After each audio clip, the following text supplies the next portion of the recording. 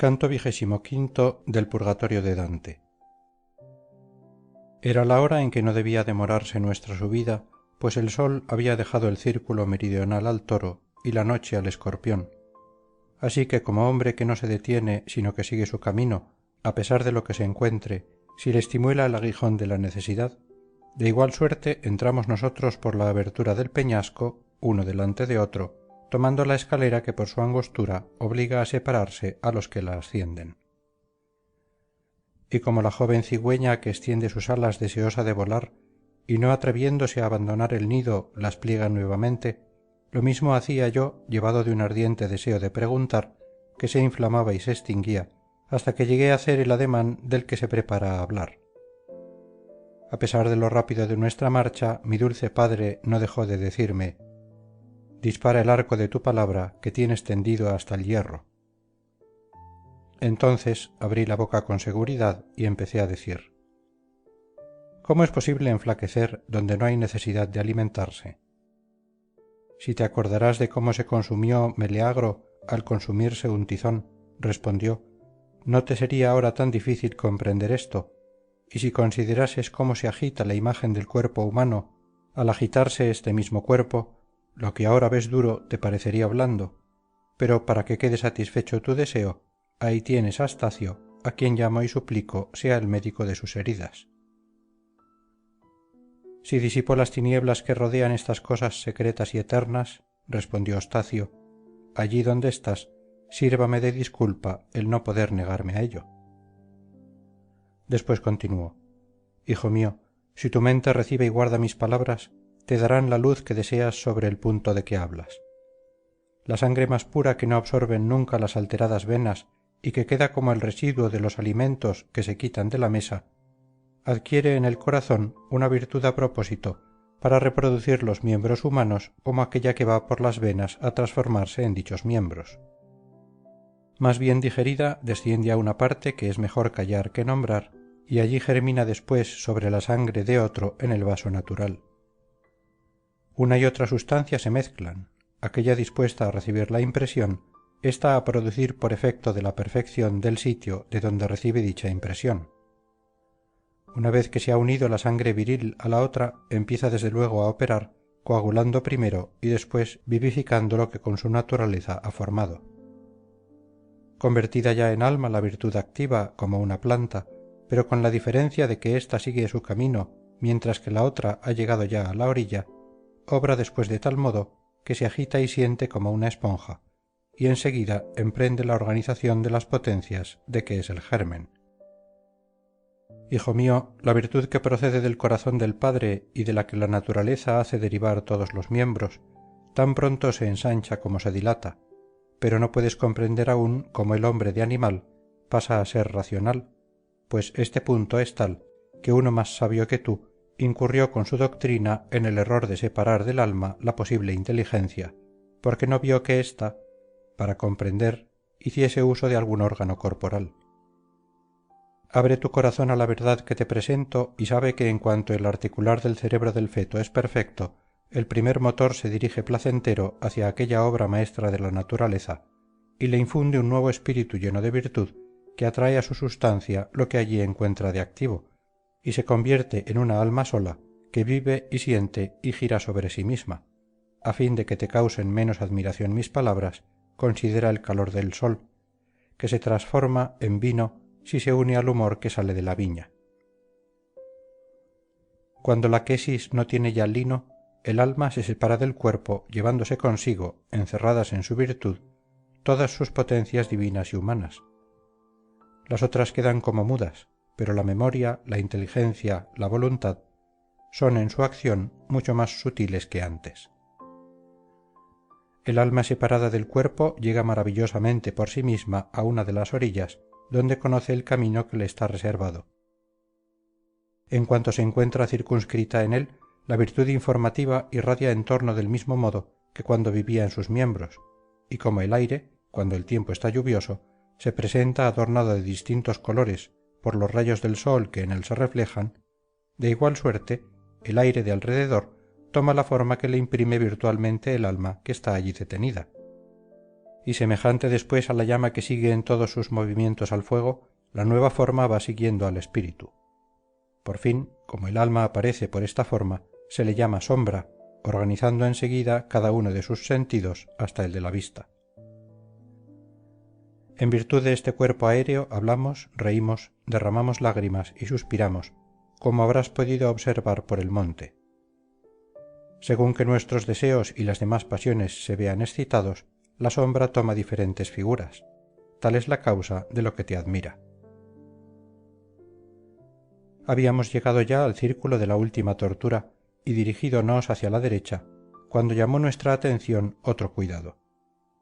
Allí el borde de la montaña lanzaba con ímpetu la llama hacia el exterior y la orilla opuesta del camino daba paso a un viento que dirigiéndose hacia arriba aviva el fuego y lo aleja de sí.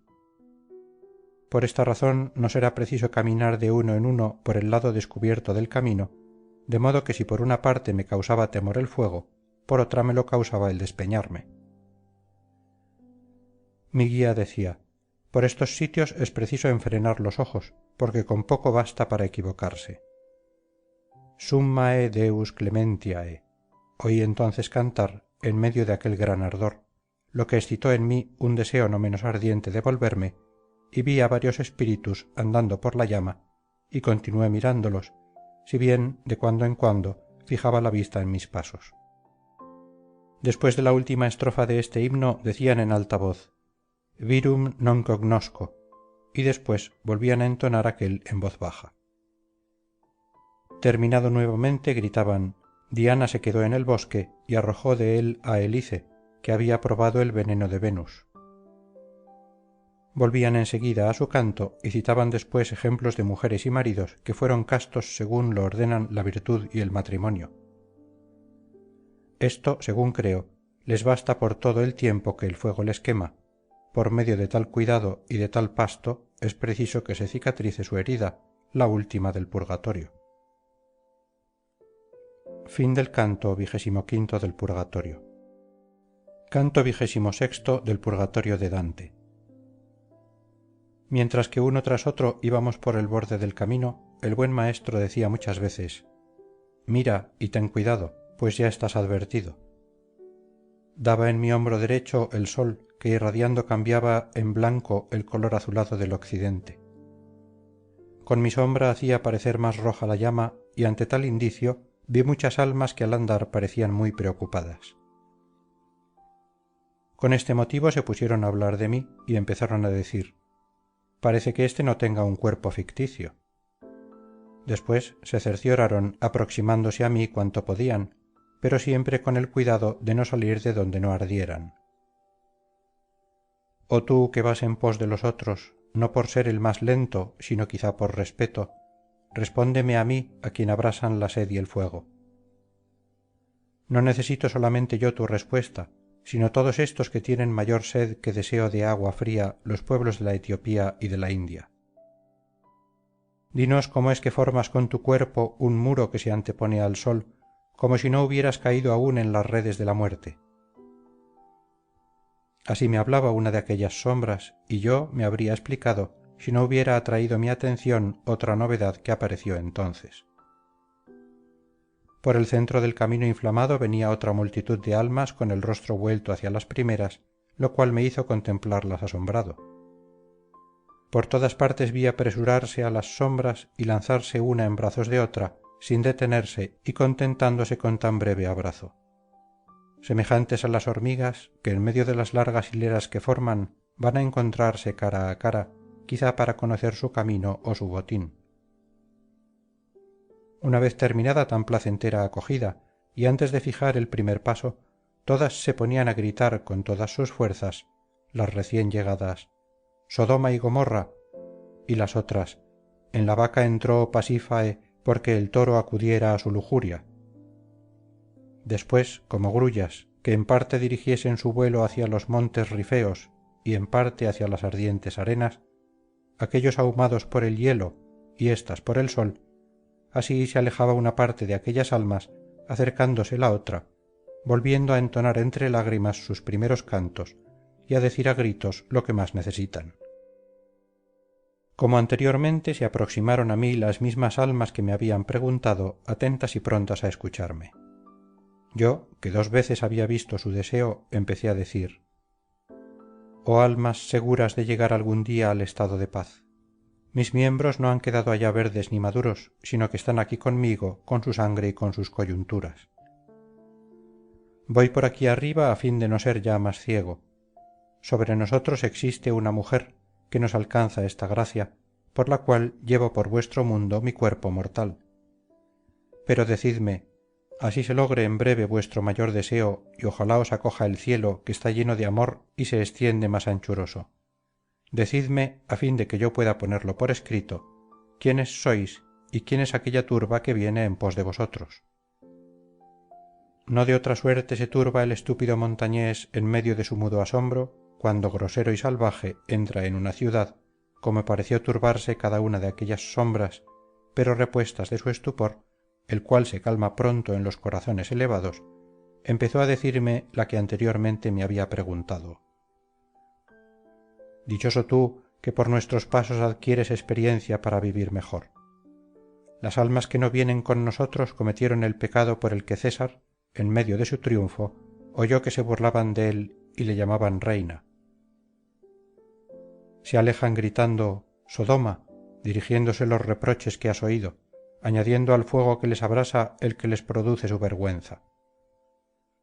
Nuestro pecado fue hermafrodita, pero como no observamos la ley humana y seguimos nuestro bestial apetito, citamos para nuestro oprobio, cuando nos alejamos, el nombre de aquella que se transformó en bestia bajo una cubierta de bestia.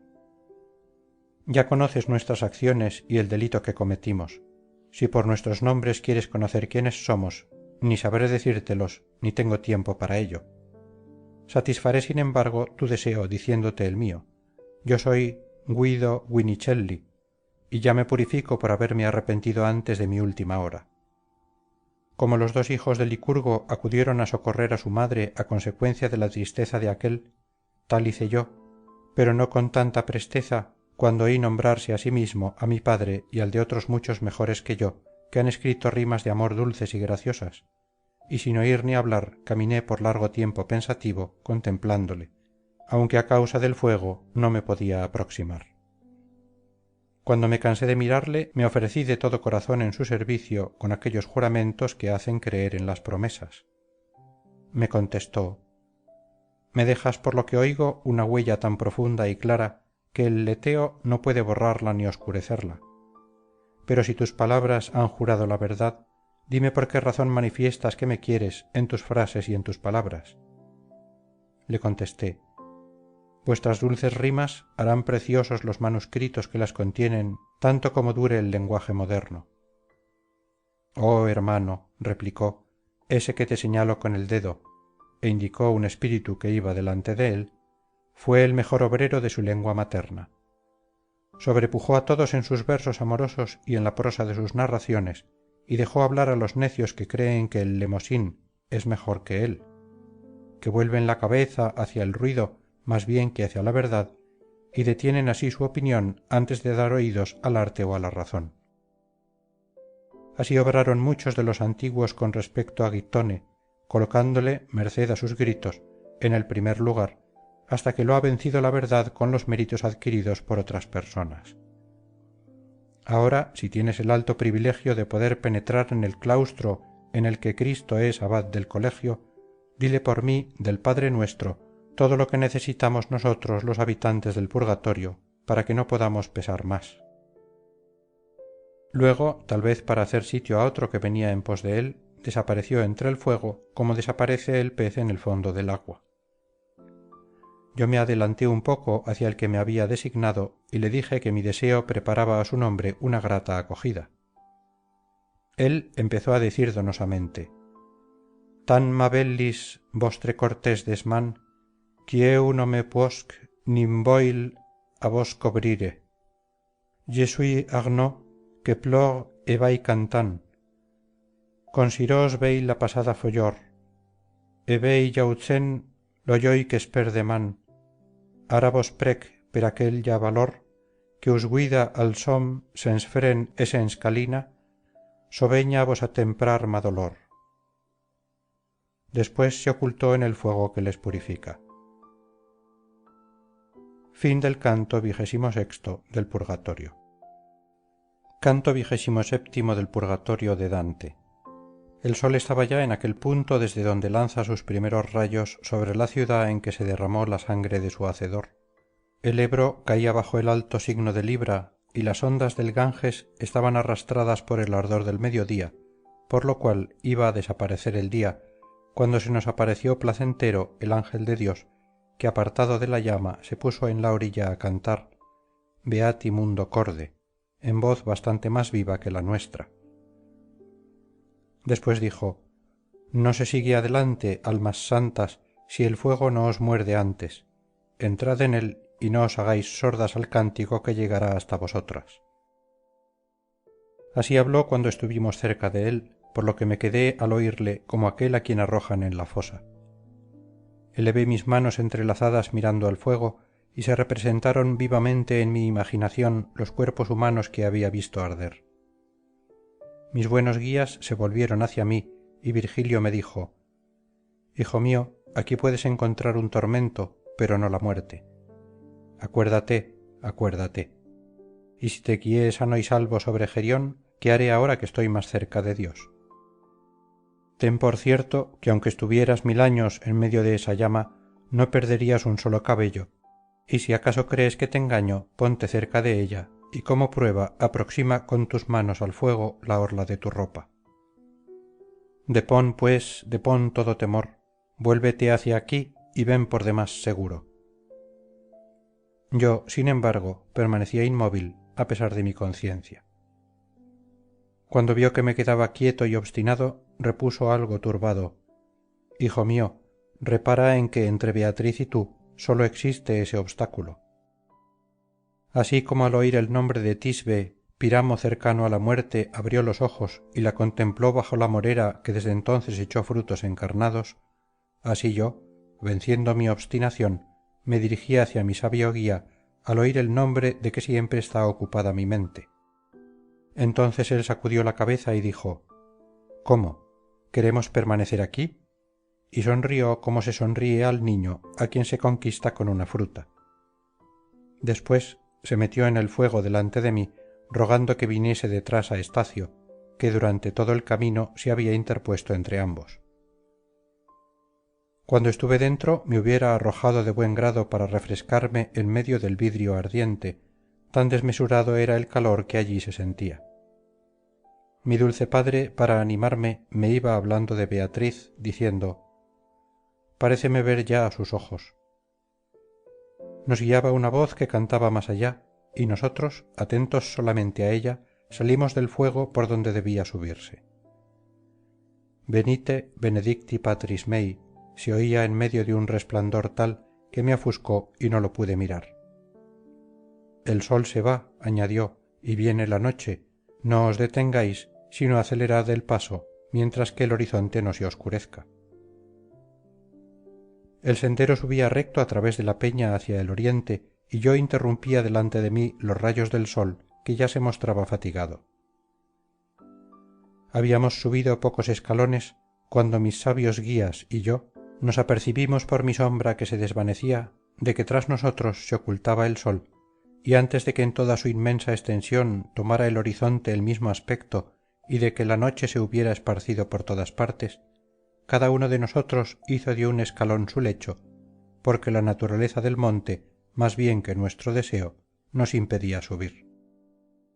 Como las cabras que antes de haber satisfecho su apetito iban veloces y atrevidas por los picos de los montes, y una vez saciado éste, se quedan rumiando tranquilas a la sombra mientras que el sol hierve, guardadas por el pastor, que apoyado en su cayado cuida de ellas, o como el pastor que se queda fuera y pernocta cerca de su rebaño para preservarlo de que lo disperse alguna bestia feroz, así estábamos entonces nosotros tres, yo como cabra y ellos como pastores, estrechados por los dos lados de aquella abertura. Poco alcanzaba nuestra vista de las cosas que había fuera de ella, pero por aquel reducido espacio veía yo las estrellas más claras y mayores de lo acostumbrado.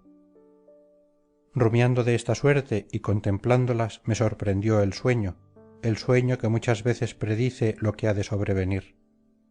En la hora según creo en que Citerea, que parece siempre abrasada por el fuego del amor, lanzaba desde oriente sus primeros rayos sobre la montaña, me parecía ver entre sueños una mujer joven y bella que iba recogiendo flores por una pradera y decía cantando: sepa todo aquel que pregunta mi nombre que yo soy Lía, y voy extendiendo en torno mis bellas manos para formarme una guirnalda.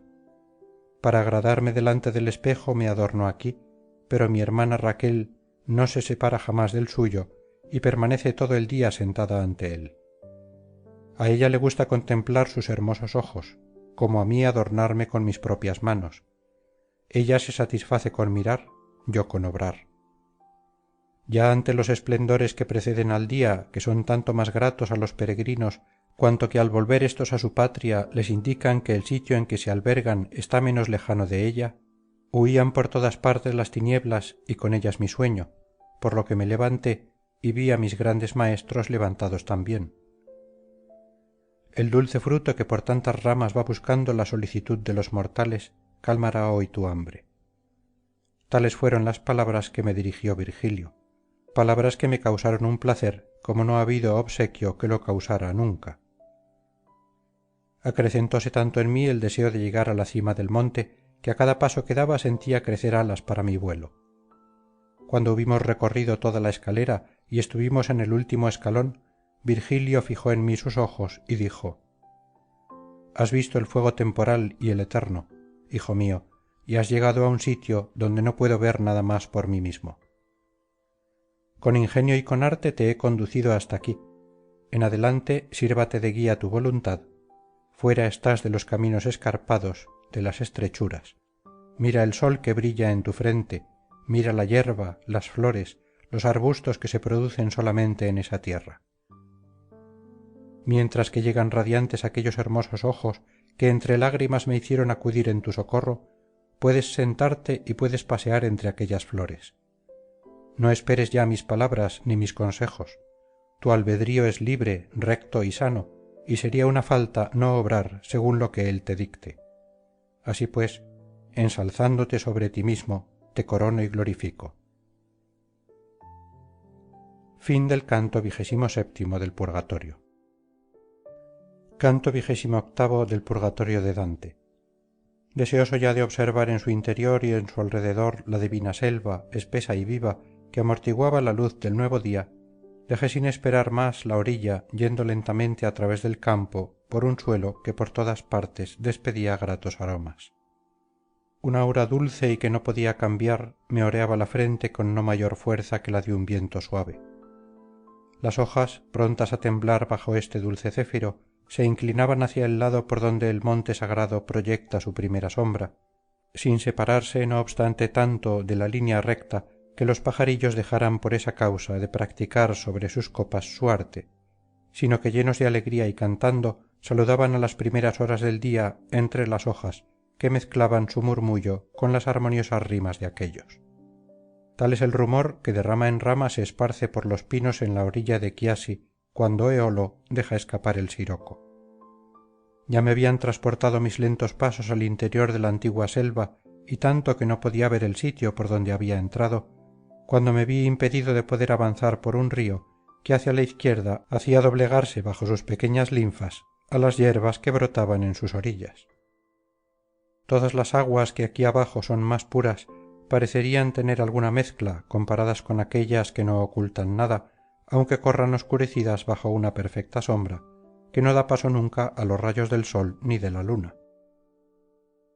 Detuve mis pasos y con los ojos atravesé aquel riachuelo para admirar la gran variedad de sus frescas arboledas, y allí se me apareció, como aparece súbitamente una cosa maravillosa, que desvía de nuestra mente todo otro pensamiento, una mujer sola, que iba cantando y cogiendo flores de entre las flores de que estaba esmaltado todo su camino.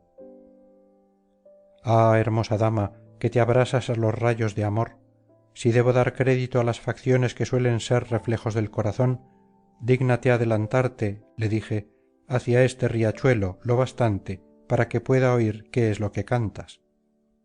Tú traes a mi memoria el sitio donde estaba y cómo era Proserpina cuando la perdió su madre y ella perdió sus lozanas flores. Como una mujer que al bailar gira sobre sí misma con los pies unidos, poniendo apenas uno delante de otro, así se dirigió aquella hacia mí sobre las florecillas amarillas y encarnadas, semejante a una virgen que inclina sus modestos ojos. Satisfizo mis súplicas, aproximándose tanto que llegaba hasta mí la dulce armonía de su canto y sus palabras claras y distintas. Así que estuvo en el sitio donde las hierbas están bañadas por las ondas del lindo riachuelo, me concedió el favor de levantar sus ojos. No creo que saliera tal resplandor bajo las cejas de Venus cuando su hijo la hirió inconsideradamente.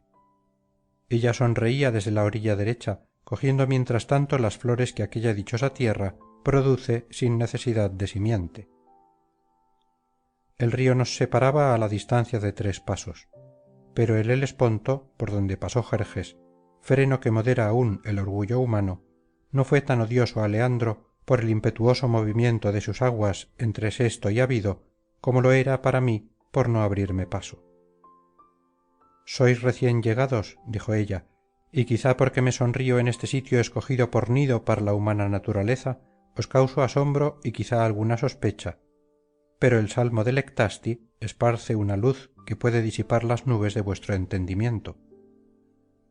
Y tú que vas delante y me has rogado que hable, dime si quieres oír otra cosa, que yo responderé con presteza a todas tus preguntas hasta dejarte satisfecho». El agua, le dije, y el rumor de la floresta impugnan en mi interior una nueva fe sobre una cosa que he oído y que es contraria a ésta. A lo que ella contestó: «Te diré cómo procede de su causa eso que te admira, y disiparé la nube que te ciega. El sumo bien, que se agrada a sí mismo, hizo al hombre bueno y apto para el bien, y le dio este sitio por arras en señal de eterna paz. El hombre, por sus culpas, permaneció aquí poco tiempo, por sus culpas cambió su honesta risa y su dulce pasatiempo en llanto y en tristeza. A fin de que todas las conmociones que bajo este monte excitan las exhalaciones del agua y de la tierra, que van mientras pueden tras el calor, no molestasen al hombre, se elevó este monte hacia el cielo tanto cuanto has visto, y se ve libre de todas ellas desde el punto donde se cierra su puerta. Ahora bien, como el aire agita en torno de la tierra con la primera bóveda movible del cielo, si el círculo no está roto por algún sitio, un movimiento semejante viene a repercutir en esta altura, que está libre de toda perturbación en medio del puro aire, produciendo este ruido en la selva porque es espesa. Y la planta sacudida comunica su propia virtud generativa al aire, el cual, girando alrededor de la tierra, depone dicha virtud, y la otra tierra, según que es apta por sí misma o por su cielo, concibe y produce diversos árboles de diferentes especies. Una vez oído esto, ¿no te parecerá ya maravilloso que haya plantas que broten sin semillas aparentes? Debes saber además que la santa campiña en que te encuentras está llena de toda clase de semillas y que encierra frutos que allá abajo no se cogen. El agua que ves no brota de alguna vena que esté renovada continuamente por los vapores que el frío del cielo convierte en lluvia, como un río que adquiere o pierde caudal, sino que sale de una fuente invariable y segura que recibe de la voluntad de Dios cuanto derrama por 2 partes. Desde ésta desciende con una virtud que borra la memoria del pecado, desde la otra renueva la de toda buena acción. Por aquí se llama leteo, por el otro lado eunoe, y no produce sus efectos si no se bebe en aquel primero que en éste. Su sabor está por encima de todos los demás, y aunque tu sed esté lo bastante mitigada para que te informes más, por una gracia especial, te daré aún un corolario, y no creo que mis palabras te sean menos gratas si por ti van aún más allá de mis promesas. Aquellos que antiguamente fingieron la edad de oro y su estado feliz, quizá soñaron que el Parnaso estaba en este sitio. Aquí fue inocente el origen de la raza humana, aquí la primavera y los frutos son eternos. Este es el verdadero néctar de que todos hablan. Entonces me volví completamente hacia mis poetas y vi que habían acogido con una sonrisa esta última explicación. Después dirigí mis ojos hacia la bella dama. Fin del canto 28 del Purgatorio. Canto 29 del Purgatorio de Dante.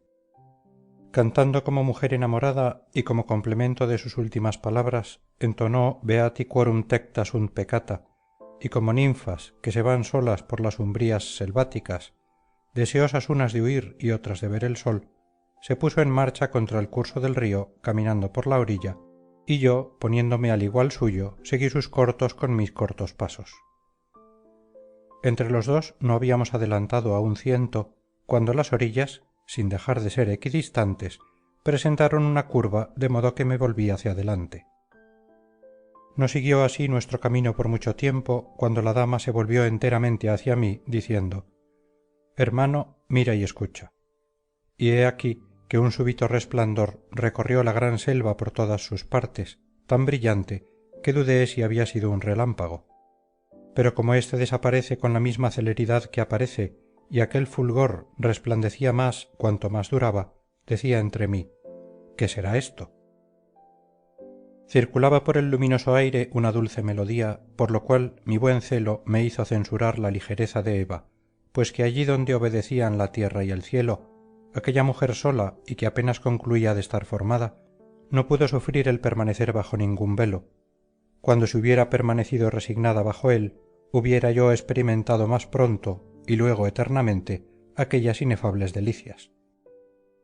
Mientras que yo iba como en suspenso por entre tantas primicias del placer eterno y deseoso todavía de más dichas, apareció ante nosotros el aire, semejante a un gran fuego, bajo las verdes ramas, y la dulce armonía que habíamos percibido llegó hasta nosotros como un canto claro y distinto. Oh sacrosantas vírgenes, si alguna vez he soportado por vosotras el hambre, el frío y las vigilias, la necesidad me impele a demandar vuestro socorro. Es preciso que el Licona derrame por mí sus aguas y que Urania me ayude a poner en verso cosas difíciles de concebir. Equivocado por la gran distancia que habita entre nosotros y ellos, creí distinguir un poco más allá 7 árboles de oro, pero cuando me hube aproximado tanto que el objeto común que engañara los sentidos no podía, a pesar de la distancia, perder ninguno de sus efectos, la virtud que prepara materia al raciocinio me descubrió que aquellos eran candelabros y que las voces cantaban hosanna. En su parte superior flameaba el bello orden de los candelabros, más claro que la luna a medianoche y a la mitad de su mes. Me volví lleno de admiración al buen Virgilio, y él me respondió con una mirada no menos impregnada de estupor. Después dirigí mi atención hacia los altos candelabros que avanzaban tan lentamente en nuestra dirección que una recién desposada los hubiera vencido en celeridad. La dama me gritó: «¿Por qué contemplas con tanto ardor esas vívidas luces y no reparas en lo que viene tras ellas?». Entonces vi detrás de aquellas luces y como sirviéndoles de guía, personajes vestidos de un blanco tan puro como no ha brillado jamás en el mundo. A la izquierda resplandecía el agua y reflejaba la parte izquierda de mi cuerpo, así es que me miraba en ella como en un espejo. Cuando desde mi orilla llegué a un punto en que sólo me separaba el río de aquellos, me detuve para examinar mejor y vi las llamas caminando hacia adelante, dejando tras sí el aire coloreado, semejantes a banderolas extendidas, de modo que en lo alto se veían claramente 7 listas, conteniendo aquellos colores de que el sol hace su arco y la luna su cinturón. Aquellas banderolas se extendían por el cielo más allá de lo que alcanzaba mi vista, y según me pareció, se alejaban 10 pasos del último candelabro visible los que venían enseguida. Bajo el hermoso cielo que describo se adelantaban de 2 en 2 24 ancianos coronados de flores de lis. Todos cantaban: «Bendita tú eres entre las hijas de Adán, y benditas sean eternamente tus bellezas». Después que las flores y las frescas hierbecillas que había en la otra orilla frente a mí se vieron libres de aquellos espíritus elegidos, como la luz sucede en el cielo a la luz, vinieron tras ellos 4 animales, coronado cada cual de verdes hojas. Cada uno de ellos tenía 6 alas, con las plumas llenas de ojos, como serían los de Argos si viviesen. Lector, no empleo mis rimas en describir las formas de estos animales, pues me contiene tanto el gasto futuro que no puedo ser ahora pródigo. Pero puedes leer a Ezequiel, que los pinta tales como los vio acudir en las frías regiones, con el viento, con las nubes y con el fuego, y del mismo modo que los encontrarás en sus libros, así se presentaban aquí, si se exceptúa que en cuanto a las alas, Juan está conmigo y se separa de él. El espacio que quedaba entre los cuatro lo ocupaba un carro triunfal sobre dos ruedas que iba tirado por un grifo. Este extendía sus alas entre la lista de en medio y las tres de ambos lados, sin que interceptara ninguna de ellas, al hendir el espacio entre las mismas comprendido. Se elevaban tanto que se las perdía de vista.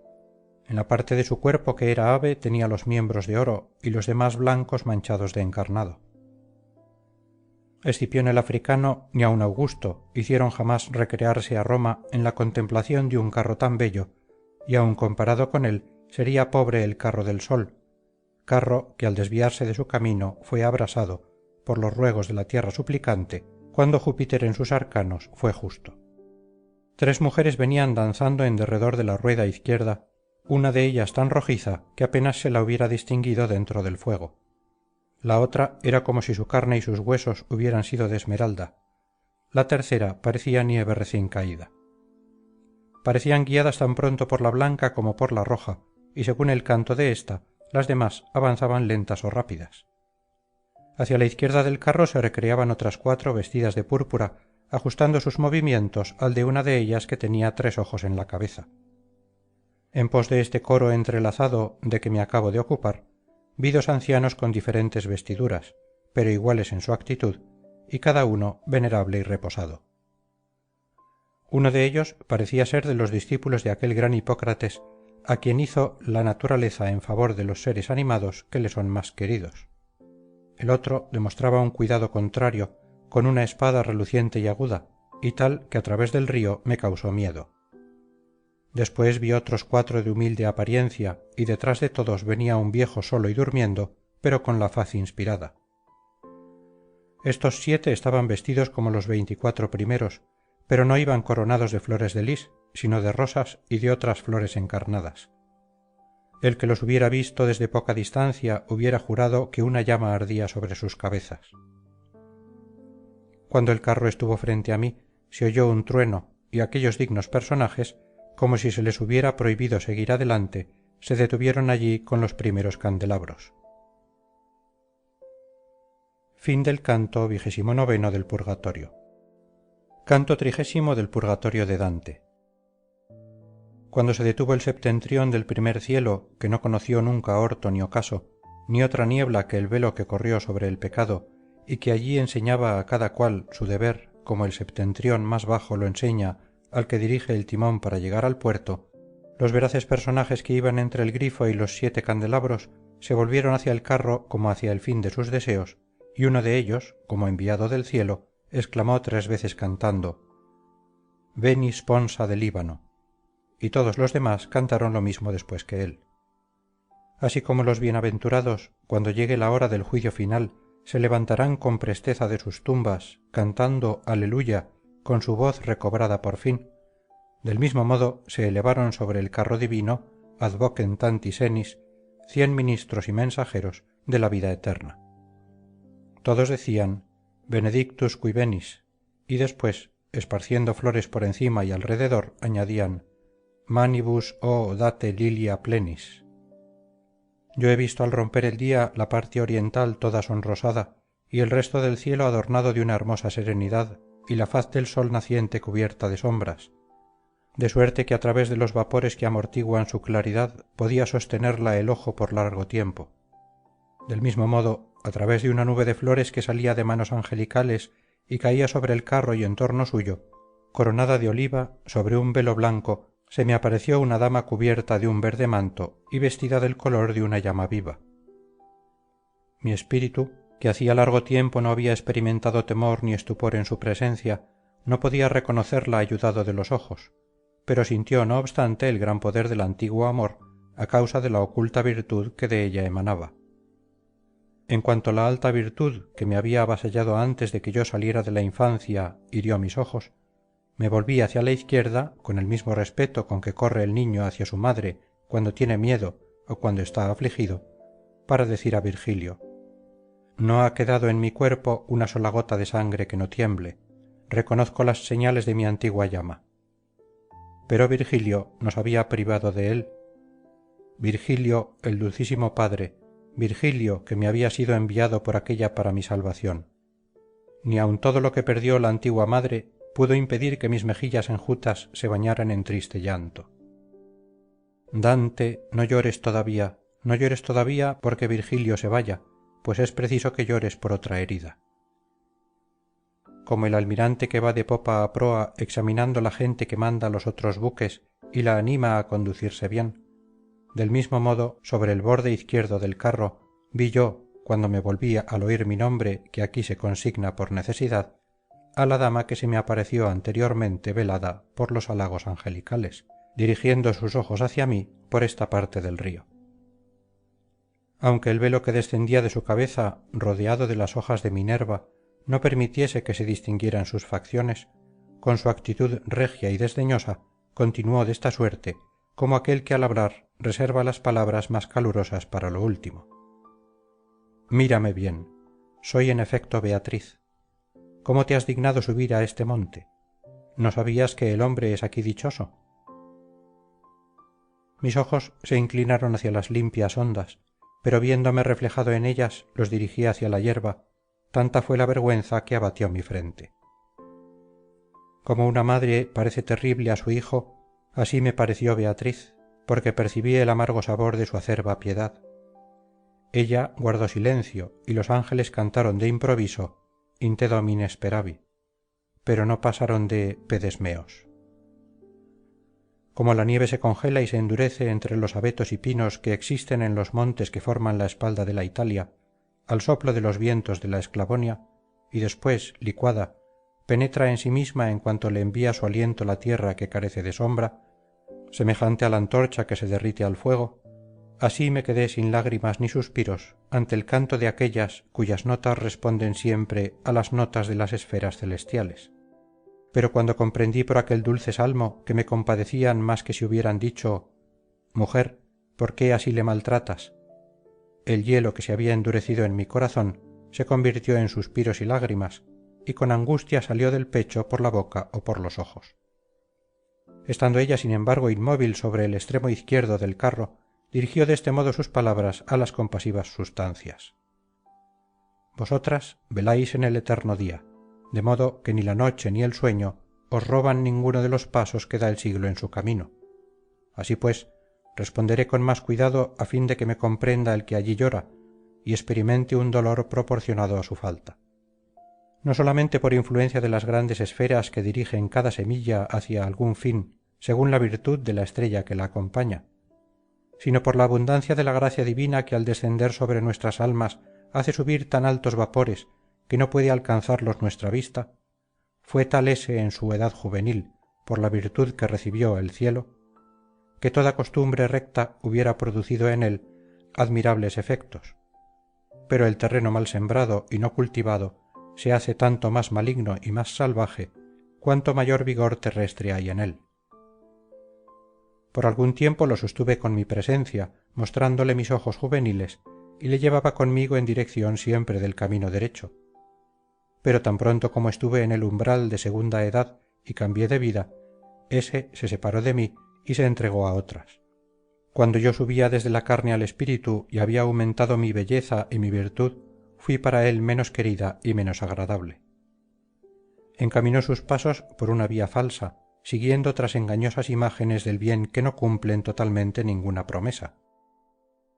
Ni siquiera me ha valido obtener para él inspiraciones por medio de las cuales le llamaba en sueños o de otro modo, según el poco caso que de ellas ha hecho. Cayó tan bajo que todos mis medios carecían ya de efecto para salvarle si no le enseñaba las razas condenadas. Por eso he visitado el umbral de los muertos, y mis ruegos y mis lágrimas fueron llevados al que le ha conducido hasta aquí. Se hubiera violado el alto decreto de Dios si pasara el leteo y si gustara tales manjares sin haber pagado su parte de penitencia que hace verter lágrimas. Fin del canto 30 del Purgatorio. Canto 31 del Purgatorio de Dante. Oh tú que estás a la otra parte del río sagrado, empezó de nuevo a decir, dirigiéndome la punta de sus palabras cuyo filo me había parecido antes tan áspero y persiguiéndome sin demora. Di si es verdad todo eso. A tal acusación es preciso que se una tu confesión. Estaba tan confundido mi espíritu que mi voz conmovida se extinguió antes de salir de sus órganos. Ella esperó un momento y después dijo: ¿En qué piensas? Contéstame, puesto que las aguas del leteo no han borrado aún tus tristes recuerdos. La confusión y el miedo reunidos me hicieron prorrumpir en tal sí que fue necesario el auxilio de la vista para comprenderlo. Así como una ballesta se rompe cuando se separa la cuerda del arco con demasiada tensión y la flecha da en el blanco con menos rapidez, así también me quebré yo bajo tan grave peso, despidiendo tantas lágrimas y suspiros que ahogaron mi voz a su paso por la garganta. Entonces me dijo: en medio de los saludables deseos que procedían de mí y que te impulsaban a amar el bien, más allá del cual no hay otra cosa a que aspirar, ¿qué fosos insuperables o qué cadenas has encontrado para perder de tal modo la esperanza de pasar adelante? ¿Qué ventajas o atractivos descubriste en la frente de los otros para que debieras vagar en torno de aquellos objetos? Después de haber exhalado un amargo suspiro, apenas tuve bastante voz para responder, voz que mis labios formaron con trabajo. Llorando dije: las cosas presentes encaminaron mis pasos con sus falsos placeres en cuanto se ocultó para mí vuestro rostro. Ella me respondió: aunque callases o negases lo mismo que ahora confiesas, no por eso sería menos conocida tu falta. Tan gran juez la sabe. Pero cuando la confesión del pecado sale de la propia boca del pecador, la rueda se vuelve en nuestra corte contra el filo de la espada. Sin embargo, para que te cause menos vergüenza tu error y para que otra vez seas más fuerte al oír las sirenas, depón la causa de tu llanto y escucha. Sabrás que mi carne sepultada debía encaminarte hacia un objeto totalmente contrario. El arte o la naturaleza no te presentaron jamás una cosa tan agradable como los bellos miembros en que estuve contenida, miembros que están esparcidos por la tierra. Y si el sumo placer de verme te faltó por mi muerte, ¿qué cosa mortal debía después separarte de tu deseo? A la primera herida que te causaron las cosas falaces del mundo debiste elevar tus ojos al cielo, siguiéndome a mí que no era como ellas. No debiste abatir tus alas para esperar allí nuevos golpes, o bien alguna doncellita u otra cualquiera vanidad de tan corta duración. El tierno pajarillo espera 2 o 3 asechanzas, pero ante los ojos de los pájaros cubiertos de pluma en vano se despliegan las redes, en vano se lanzan flechas.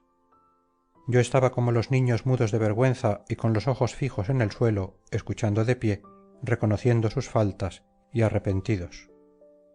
Después añadió: puesto que te muestras tan contrito por lo que has oído, alza tu barba y experimentarás más dolor mirándome.